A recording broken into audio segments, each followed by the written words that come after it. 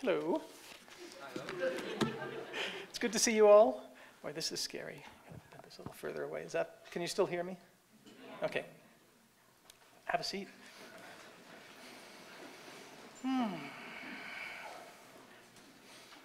I was just telling Thomas that I've been thinking about De Anima for a very long time, probably 40 years. Not every thought I had found its way into this, but writing this was, to some extent, a process of sifting through ideas and selecting some and not others. I don't know if that's a paradigmatic activity of soul. We'll see. So this paper was most immediately inspired by a couple of sophomores last year who wanted me to advise their essays on De Anima.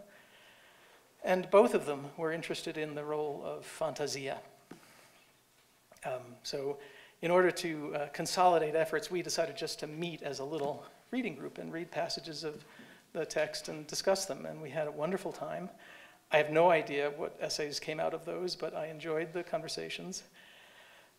Those sophomores were David Eskew and John Juyung. My wife tells me that I should say, whatever you hear that's good in this essay, you should probably attribute it to them. Whatever's evil, that's all mine. Okay, I'll begin. In the third book of his De Anima, Aristotle famously says, the soul never thinks without an image. On its face, this rather absolute statement has always seemed unnerving to me. It surely can't be true without qualification. We can all point, or at least think we can, to mental experiences, especially judgments and assertions, that do not appear to involve images, and others that may be accompanied by an image that has no essential connection to the thought involved. Some of us will remember Descartes' caution in the sixth meditation about relying on the imagination to think or understand the difference between a chiliagon and other many-sided polygons, or even something as visually simple as a triangle or a pentagon. David Hume also reflects on the relationship between images and ideas, for example, pointing out that when we think of a leaf or a tree in general, we typically call to mind the image of a particular leaf or tree, even though it cannot possibly capture the full range of the thought we have in mind. Similarly, Hegel notes the value of imagination, in German Vorstellung, in making the abstract appear to us as a sensuous idea. But he also warns of the danger of an unnoticed inversion this mode of thinking carries with it, namely, that a concept could be taken to be a particular in a simple, unmediated way.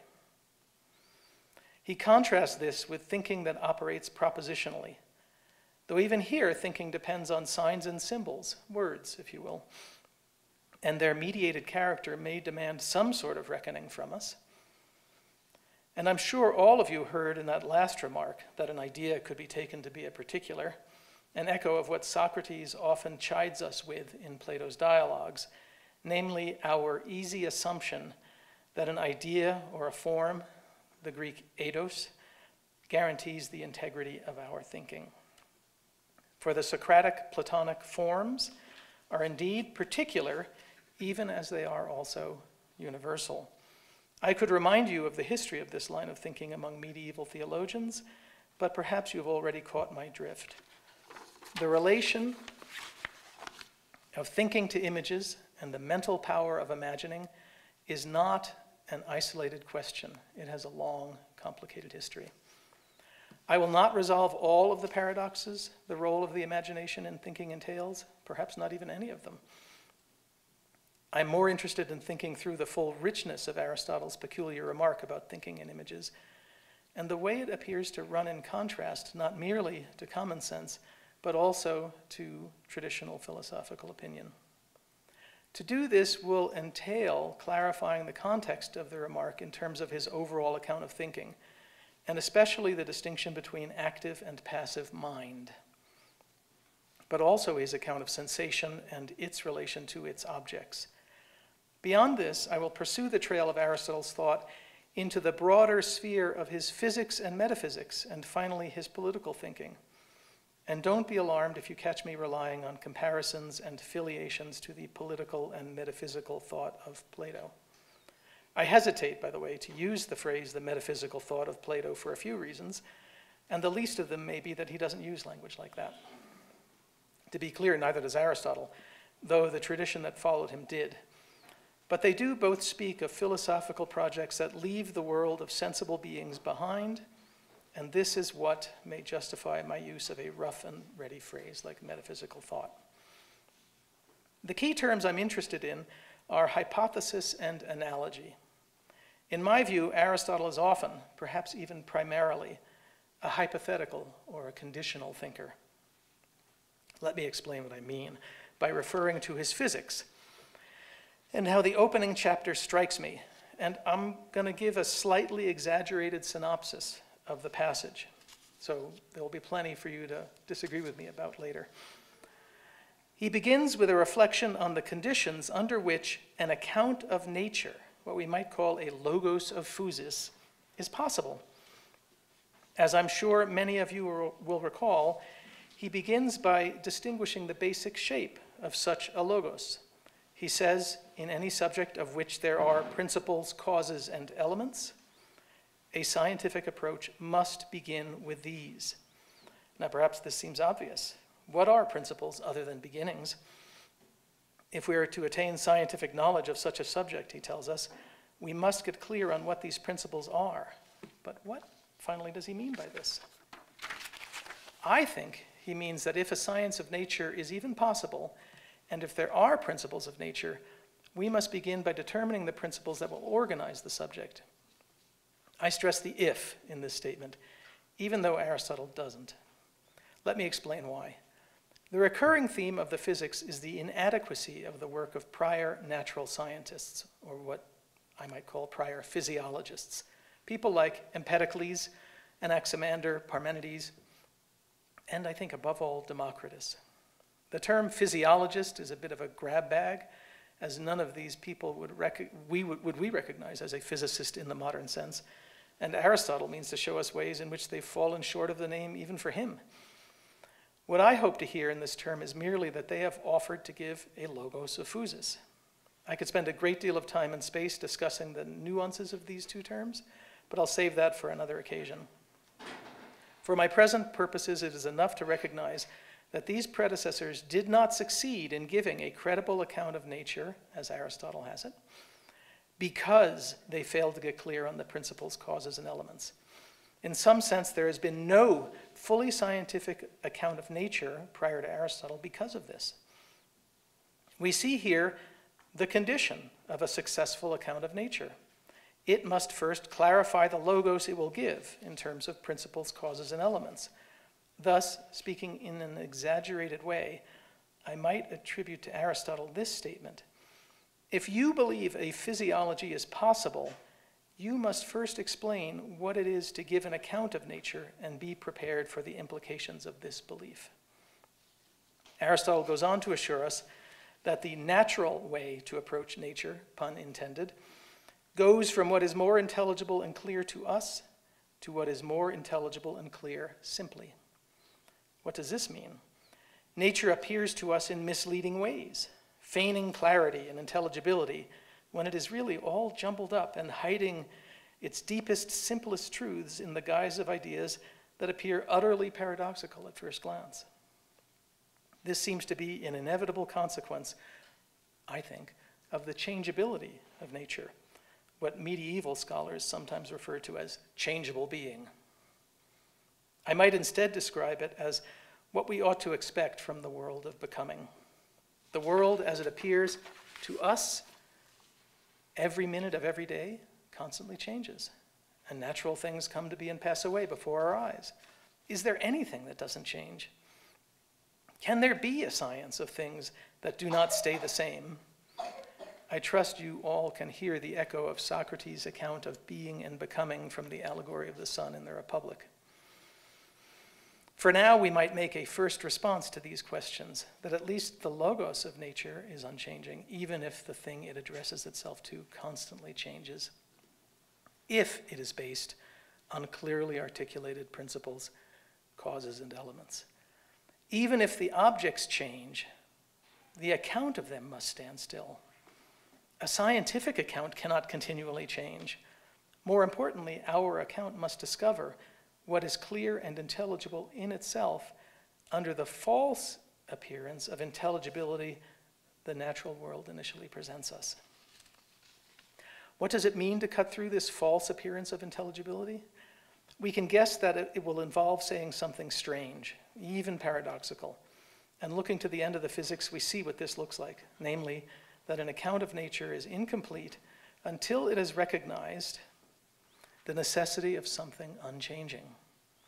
Put even more bluntly, we cannot account for the changes we see all around us without asserting the existence of an unchanged source of all change, what we sometimes call an unmoved mover. This is the point I wanted to bring to your attention, the conditional proposition that begins the physics and undergirds its entire argument through all 8 books. If we believe a scientific account of nature is possible, then we are committed to the existence of a non-natural being. In one sense, it hardly seems startling at all to suggest that eternal, unchanging principles underlie the changing natural world. Knowledge is not opinion. It deals with unchanging realities and is never satisfied until it locates them. But here, Aristotle is not merely suggesting that unchanging principles organize the argument. An unchanging being undergirds the changing world.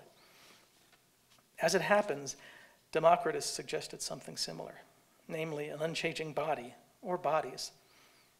Lots of them, really tiny bodies, or atoms. We can hear an echo of this in Lucretius, who proposes that atoms are both always in motion, but never change in themselves. The eternity of the world depends on the sturdiness of these tiny bodies and the continual negotiation between their stability and their restless unpredictability. They're swervy. Aristotle rejects this solution on other grounds, namely that it relies on asserting the existence of a non-entity, the void, as well as a misconception about the infinite.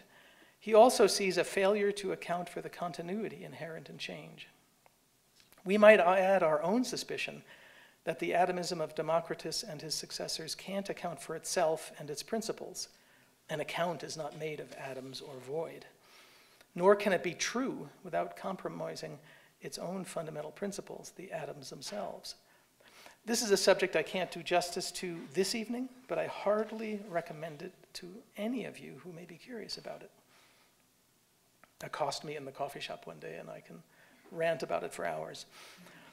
What I wish to emphasize is that Aristotle bases his logos of physis on the possibility of giving an account.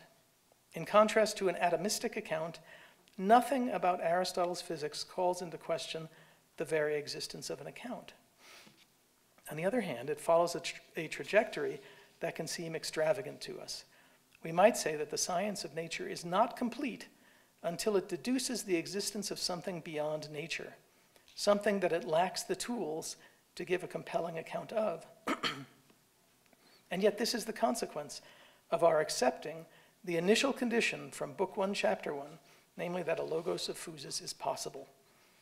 If we were sticklers, we might say that the thought experiment this condition forced upon us has produced a negative result.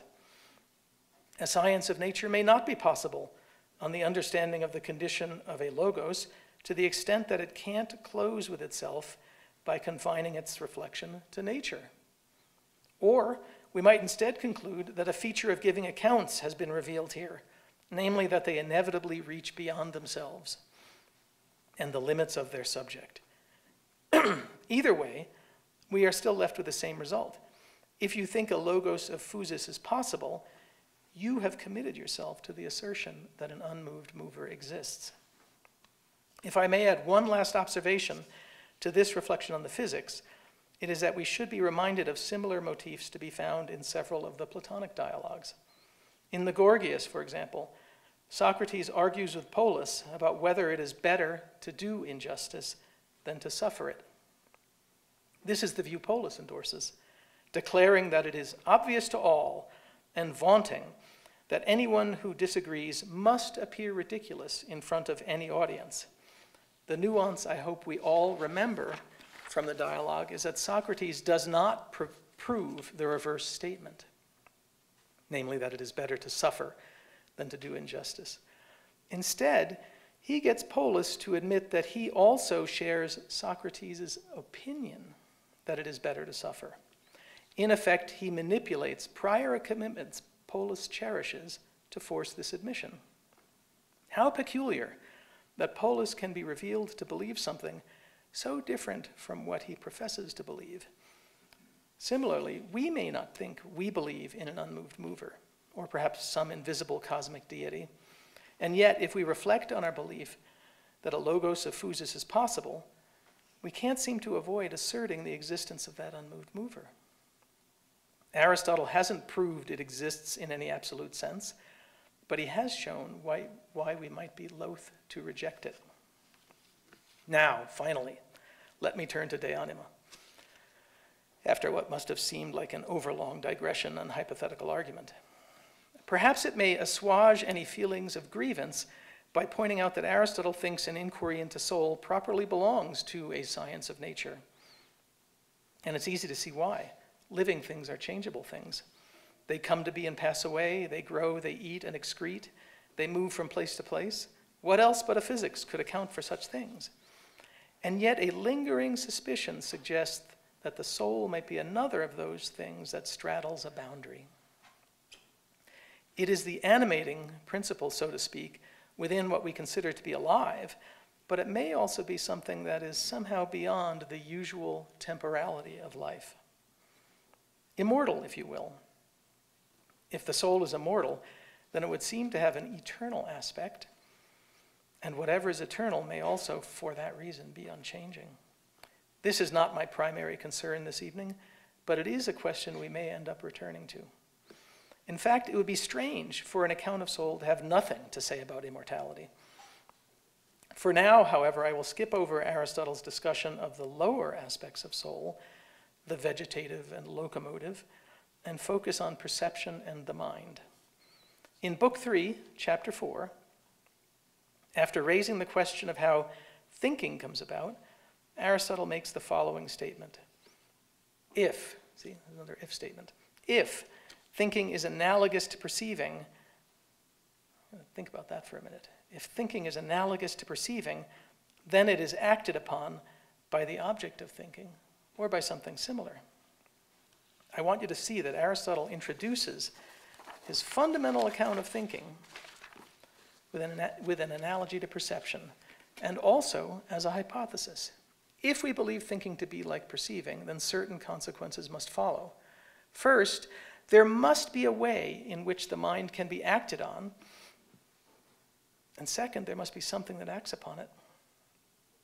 What would result, we might ask, if we do not believe thinking is like perceiving? Long-held traditional views of the mind would be overturned. We catch a glimpse of some of these by a merely cursory examination of ordinary idioms, like seeing is believing, or she can sniff out a lie. A deeper crisis might be triggered by decoupling thinking from perceiving if it meant that the world we perceive around us, the world of ordinary experience, could not become an object of thought. The belief that thinking is analogous to perceiving offers us a sort of guarantee, if we really need one, that a science of nature is possible. Okay, so much for our motivation to accept the analogy. It heads off all manner of catastrophes. But what is the hidden consequence of accepting it?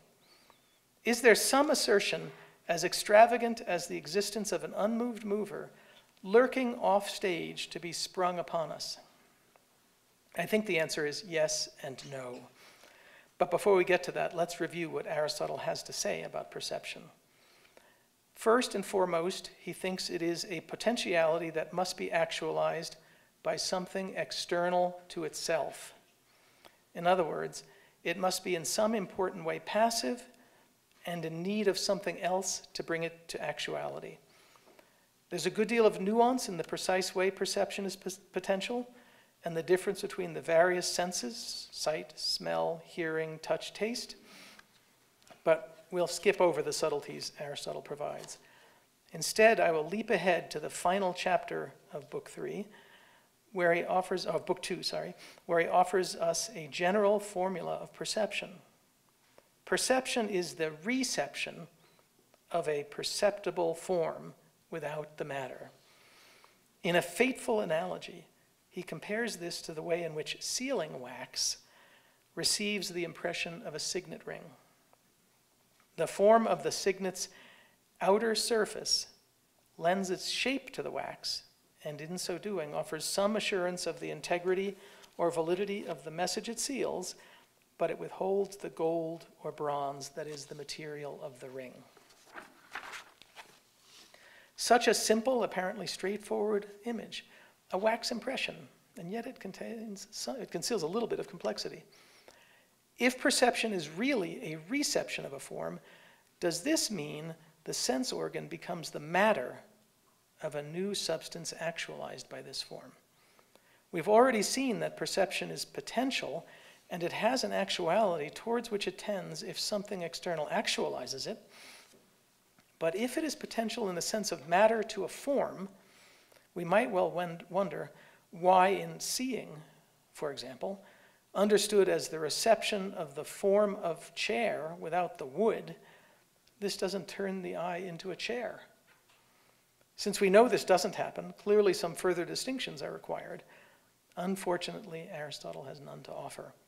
All he tells us is that the sense organ does not receive the impression of the ring in the same way the gold or bronze did originally.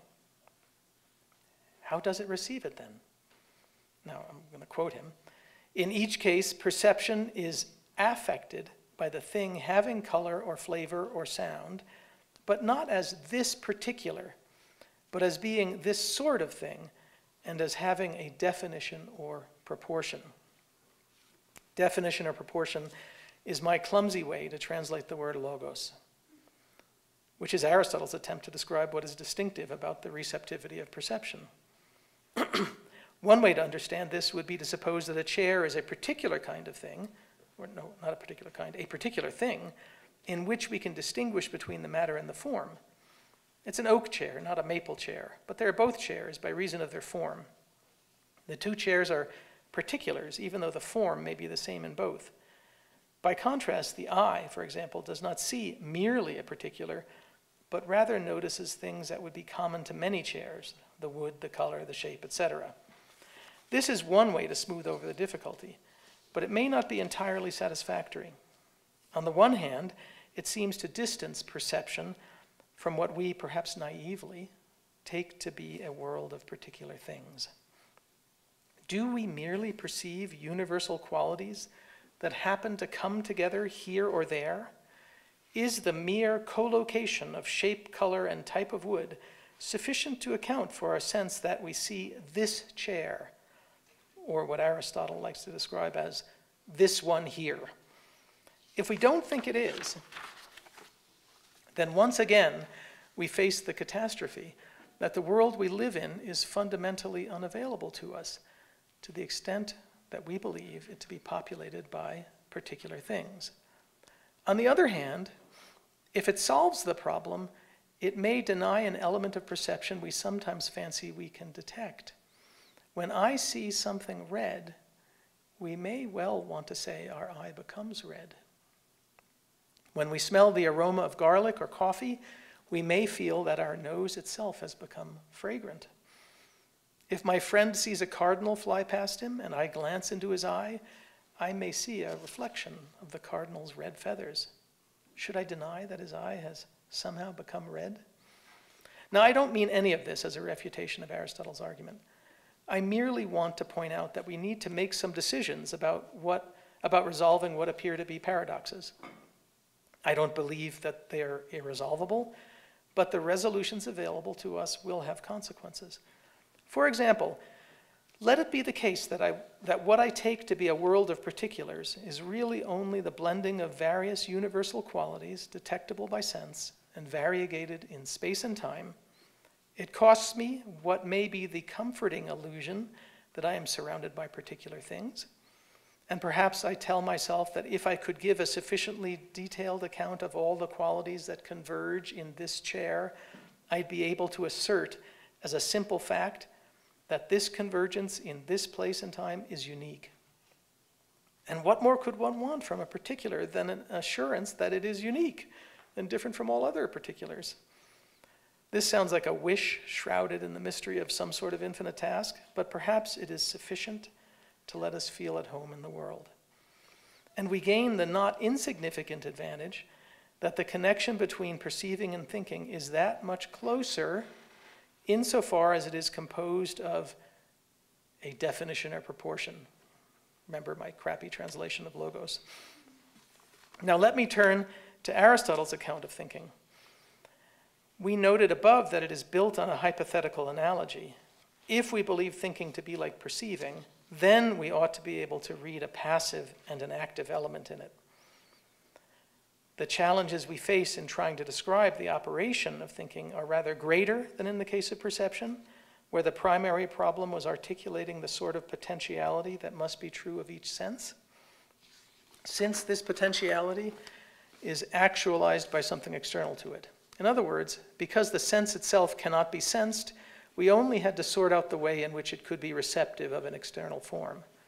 However, since thinking is not diversified in various senses and has only a single mode of access, it must be both unaffected by anything it thinks and at the same time completely receptive of the form of what it thinks. Now, that's a head scratcher there. Borrowing from Anaxagoras, Aristotle observes that thinking must be utterly unmixed. That's Anaxagoras' phrase. Since it must be able to think anything, and the intrusion of diverse elements would necessarily restrict the range and activity of thought. In this sense, thought is a pure potentiality and might perhaps be best described as having no nature at all. This is in stark contrast to the senses, each of which requires a special treatment of its proper objects, of the medium through which it perceives, and the sort of commingled perception that is not only possible, but even inevitable. Thinking must be capable of becoming all things, and therefore must be nothing before it thinks. Also, while the senses each have an organ through which they perceive, thought can have no organ, since this too would inhibit its range of activity. So much for the purity of thought's potential. Now let's turn to its actuality. If thought is no object before it thinks, then it will require a more dramatic actualization of this potentiality. While as potential it is nothing at all, in its activity it must become all things. Since nothing that is can be said to be unthinkable. But it cannot rely on an external form to activate it, since this external form would contaminate the purity of its potential to be all things.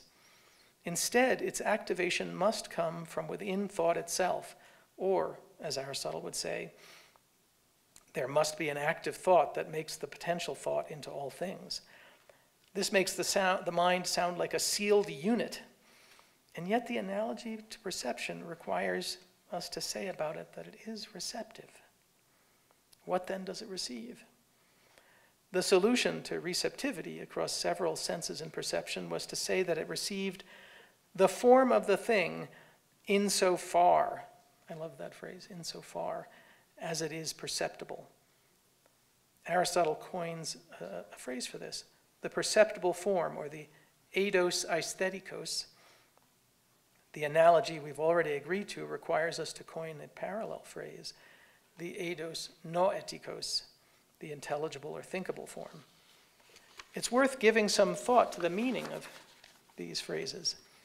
We have some idea what Aristotle might mean by the term eidos. Sometimes he uses it as a stand-in for shape, morphe, and other times it looks like the articulable essence or nature of a thing. And in a couple of places he glosses it with an obscure articular infinitive phrase, toti ein enai, which we might translate as follows: what it is for something to be. There's much that could be said about this phrase, but I'm going to save us a great deal of time by baldly asserting that it means roughly the being of a thing.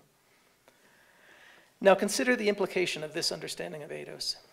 While it is tempting to insert some sort of mediated term within perception and thinking, a sort of screen on which the objects of sensing and thinking would be projected, Aristotle says exactly the opposite. What perception and thinking receive, the eidos aesthetikos and the eidos noetikos, is the very being of the thing perceived or thought. This is in stark contrast to the Lucretian account of both, to take just one example, since he imagines what is received to be an outer layer of atoms that leaves the thing and strikes the sense or the mind. In effect, what perception perceives is not the object, but an intermediary. Thus, on this account, perception is always structurally false. A parallel falsity would infect thinking as well. Aristotle preserves the honesty and transparency of perception and thought by insisting that what is received is the being of the thing. Of course, this achievement comes with a significant qualifier, which I pointed to earlier. Perception receives not the being of the thing simply, but the being insofar as it is perceptible or thinkable. Sometimes this is rendered by the Latin phrase qua in poor translations. It's that funny Greek dative particle, he. Now, I'd like to say this qualifier has far-reaching implications, but maybe I've already taxed you too much with digressions. So I'll content myself with observing that the motif of qualified or articulated being is a central motif of Aristotle's thought. He loves phrases like insofar as, and so do I. And this passion finds its most decisive expression in Book 4 of the Metaphysics. There, he poses the fundamental question of the science of being, namely, what is being? And offers as an answer, being insofar as it is being. I've fudged Aristotle's wording a little bit there, since in Greek he has more freedom to omit the verb to be in the simple sentences than we have in English. Literally, he asks, ti toon, what the being? And answers himself, toon heon, there's that dative he, being as being. After all, one can't really ask what being is if one doesn't already know what the is means, and yet the science he seeks in the metaphysics must pose this question somehow. So much for articulations. To return to our narrower but related question of perception and thinking, the actualization of thinking as a potential takes the shape it does because the being of thinkable things always admits of aspects and qualifications. We can see right away that this is necessary for natural, that is, changeable things, since they continually reveal to us something new. But the really striking thing here is that thinking depends on its objects, including, one presumes, eternal things, also having differing aspects. Unless thinkable things can be present to our thought under various aspects, no thinking would be possible at all. Another way to put this is to say, we can always raise a question about being. We'll have to consider the implications of this later. But for now, let's turn our attention to another aspect of the relationship between perception and thinking. Aristotle draws our attention to two ways in which things can be moved, either directly or through an intermediary. This latter case he compares to perception. To the extent sense is moved in being affected by the perceptible form it receives from outside, that motion may continue after the perception is complete. It becomes a sort of after-echo of the perception. This is how Aristotle describes the origin of images. They come out of perception and linger on and somehow attach themselves to thought. In one sense, we might think this is an inevitable consequence of the receptivity theory of perception and thinking. What is affected may affect something else. What's to prevent it? And we may well conclude that if the objects of perception are also the primary objects of thinking, the passing on of an imaginative echo may be key to its activity. But this account also has very much the air of happenstance and the fortuitous. It's practically a chestnut of the recent scholarly tradition. By recent, I mean a few centuries old. To point out that the discovery of the imagination, or fantasia, is Aristotle's great achievement. I doubt very much that he's the first person to notice the way our mental life appears to float on a lazy tide of images, and that our attention snaps into focus out of such reveries. And I'm sure others had already noticed that even our attentive thinking often seems to trade in the images that had distracted us in unguarded moments. Phenomena of fear and expectation are typically rife with images. But Aristotle may be the first person to make the use and production of images a target of physiological and philosophical reflection. And to be clear, he says very little about the way images come to be, other than that they are somehow related to the receptivity of perception and find their way into thinking. As he tells us in Book 3, Chapter 3, and here I'm just quoting him, imagination differs from perception and thinking, for neither does it come to be without perception, nor is there judgment without it. It's interesting that he puts the word judgment there instead of thinking. Judgment there, I think, would be hupolepsis. It's clearly some kind of thinking. If my interpretation is reasonable, then Aristotle's aim here is to show both the proximity of thinking to the world of nature while not compromising the freedom and purity of its activity. Thinking can become all things because it is unmixed, as Anaxagoras recognized, but it can think truly because it is available to the work of perception. This is a fine tightrope to walk. And it looks like the imagination is Aristotle's solution to the problem. So it may be worth our time to examine some implications of the terminology Aristotle uses when he talks about this imagination. This is all familiar stuff, I'm sure, to you guys who have studied Greek. The word fantasia is suggestive of some relation to the word for light, phos. Whether this is a valid etymology or not, Aristotle invites us to consider it. This means he recognizes that we are likely to think of images, phantasmata, on the model of sight, namely in terms of shapes and colors. A picture of some sort is likely to be our default example of an image, but this is hardly necessary. Images can arise from the sense of smell or touch or hearing or taste.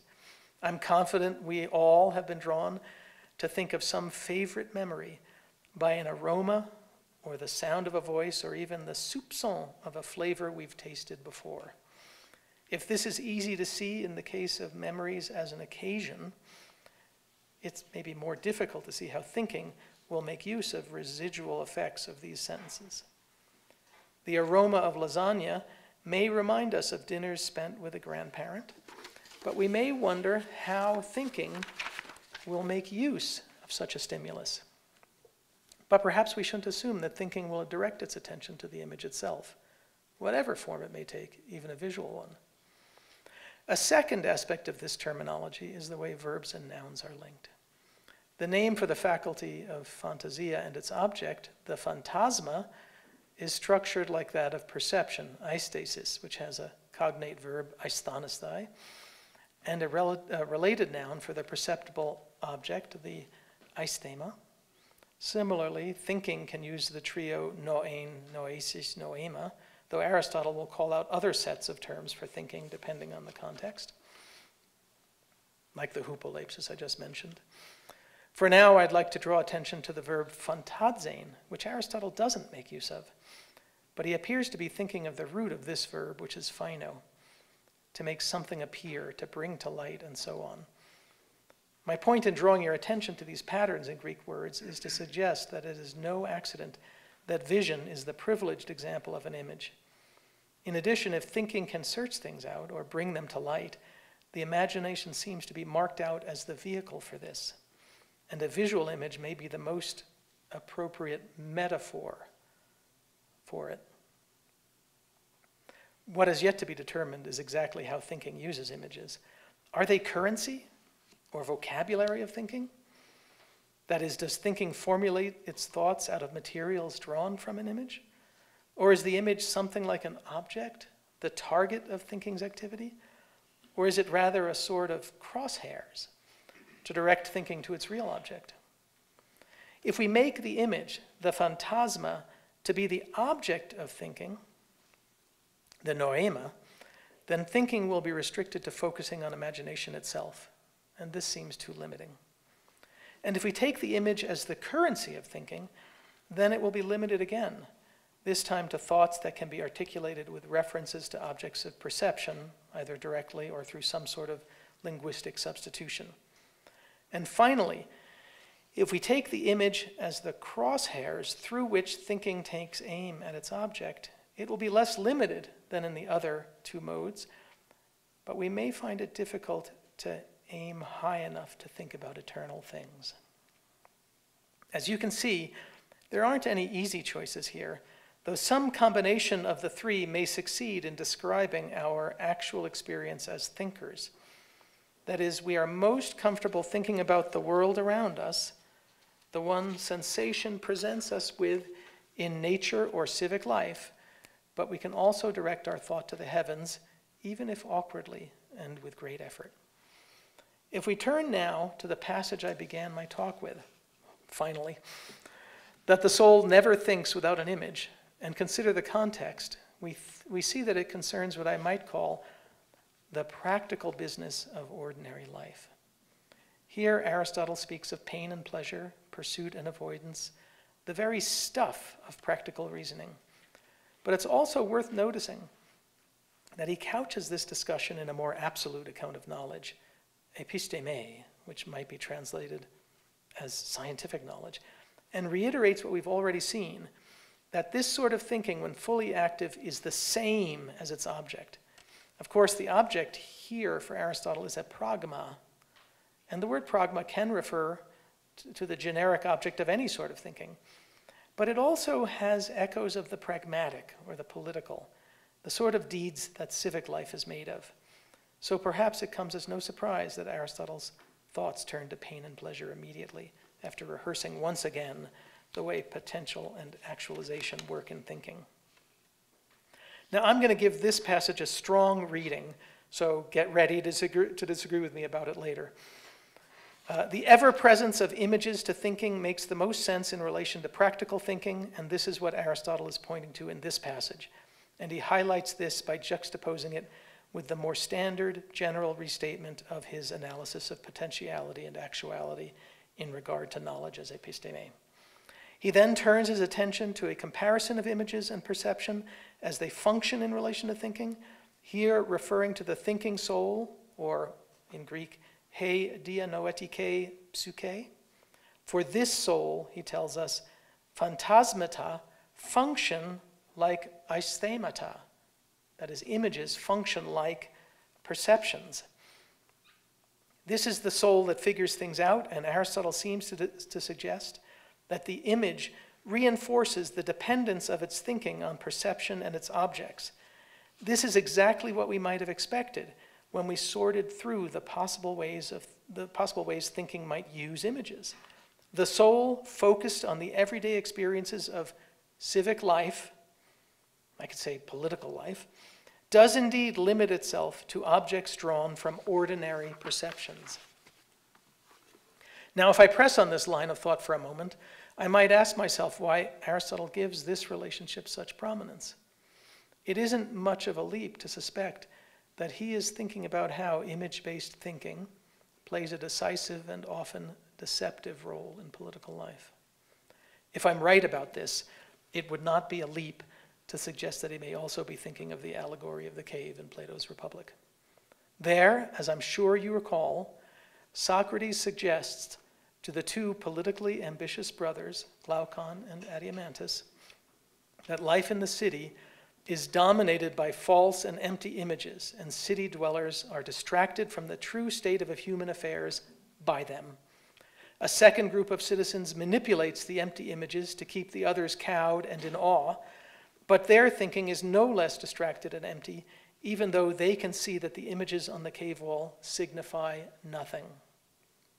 And worse yet, the only person who has seen the truth is unable to make any use of his insights to change the lives of his fellow citizens for the better. What I ask you to consider is that although De Anima is not a study of politics, the facts of political life as seen from a psychological point of view form a part of Aristotle's project here. It would be peculiar for him not to make room in his account for the sort of thinking that dominates our lives, for better or worse. Let me note also in passing that the idea of a political insight that speaks from out of a psychology is not finally all that different from what Plato attempts in the Republic. And not unlike Plato, Aristotle has other fish to fry in his psychology. If we return to a topic we broached earlier, that thinking differs from perception in that its potentiality to be all things is actualized internally, we can recall Aristotle's distinction between an active and a passive mode of thinking. The active form of thinking must be impassive or unaffected, but just as the passive form can become all things, the active form makes all things, presumably producing them within its passive counterpart, which now serves as the matter. The active thinking or active mind has a few characteristics that may be of interest to us, not in a political sense, but in a philosophical one now, maybe even a theological one. Aristotle has foregrounded a few times early in the book the question of the separability of the soul, and has hedged his answers on this question. Separability obviously concerns the question of immortality. To live on beyond the death of the body, the soul must be able to exist apart from it. Beyond this, if the mind is to be able to think the eternal things, the unchanging things, it may have to be able to exist separately from the senses and the images that they give rise to. Now let's consider the implications of this. In Book 3, Chapter 5, Aristotle gives his sharpest treatment to the distinction between what is passive and active in thinking. The chapter is notably brief and intense, and elliptical in a few key moments. It gives one the feeling that the subject is either too delicate for an in-depth treatment, or that he doesn't consider it to be the primary target any physiology of the soul ought to aim at. And yet, this chapter has captivated scholars for millennia.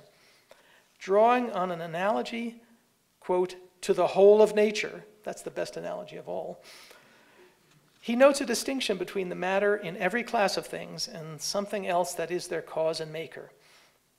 So too, in the soul, such a distinction must also be found. But it doesn't concern the whole soul, rather only the mind and thinking. The passive mind becomes all things, while the active mind makes all things. Of course, we can hardly help comparing the passive mind to the receptivity we found in perception and associating it with the images that receptivity gives rise to. If ever there was an aspect of thinking that stood in need of images, but also was in a position to make good use of them, it's here in the passive mind. By contrast, the active mind is primarily characterized by the decisive qualities we noticed earlier. It's unmixed, as Anaxagoras would have it, and unaffected, and above all, it is separable. The first two qualities, being unmixed and unaffected by anything, were a difficult fit for the account of the receptivity of thinking, since to receive seems inevitably to involve some mixing and some being affected. And yet we could not give up on receptivity if we wanted to claim both that thinking can yield unmediated access to the world of experience and that it can be true. This was the paradox lurking within Aristotle's account of thinking all along. In order to capture the freedom and energy of thought, its ability to think anything whatsoever, no matter how distant or unfamiliar it may seem, and to see things under their universal aspect, he had to deny thinking all mixture and passivity. That is, the paradox was that we have those two sides that seem irreconcilable. His solution is, in some sense, inevitable. The mind must somehow be divided in two. But he preserves the mind from any fractious split, from a division from itself, a sort of schizophrenia, by making the one half of the divided mind work on the other half. This is what the nature of thinking as we experience it requires of his account. We must be able to speculate about what's above the moon, or the meaning of virtue, or raise a question about being, as well as how to get the most honey out of the beehives on our estates, or what might be for dinner this evening. For some of these modes of thinking, receptivity looms large, as do the accompanying images and their ties to sensation. For others, receptivity and images may become a vanishing element within our thinking. When Ptolemy cautions us against thinking that the epicycles and eccentrics of his hypotheses describe any real processes in the heavens, he is asking us to think in a way more free of images than we're accustomed to. Our experience of terrestrial causes and effects, of the things of nature, will not be of much help in his astronomy and may distract us from what really matters, namely showing that the apparent irregularities in the movement of the heavens is still compatible with assumptions we prefer to make about the divine, namely regular circular motion as is befitting for eternal things. The last quality, see, I just went through the unmixed and the impassive. Now let's look at the last one. Separability is perhaps the most peculiar one of all, since its implications for our inability to know the world of nature and to think in ordinary ways seems especially murky. And yet at least one aspect of ordinary thinking may correspond to the separable, namely our ability to leave ordinary concerns behind and reflect on all manner of things, from the concrete to the most abstract, at our leisure. In such moments, we are somehow far away from our current surroundings. And of course, separability offers a special sort of promise to us, namely the possibility of immortality. Relying on notions of the priority of the actual over the potential, and whenever Aristotle brings that topic up, he always is reveling in how paradoxical it sounds, that the fully realized version is somehow prior to the potential for it, but that's another topic.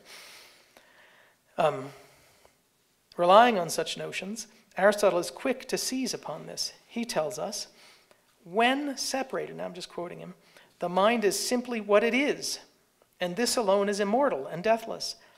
But we don't remember, since this part is impassive, while the part that can be affected is perishable.